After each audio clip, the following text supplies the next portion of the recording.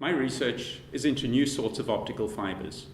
You might wonder why it is that we need new sorts of optical fibres, because the fibres we've got are so good already.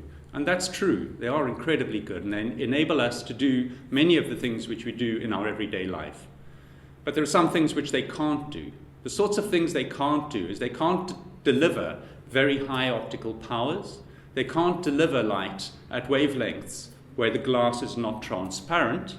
And they suffer from an effect called group velocity dispersion, which means that if you put very short optical pulses in at one end, they spread out and are much longer by the time they get to the other end. And all of those problems which we have with further exploiting optical fibers arise from the fact that the light in an optical fiber travels down a little bit of glass in the middle of the fiber. And that bit of glass has its own properties and its own limitations, which become the limitations of the standard fiber.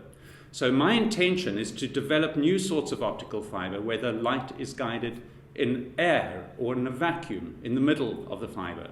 And like that, we can surpass the limits of standard optical fibers, typically by orders of magnitude.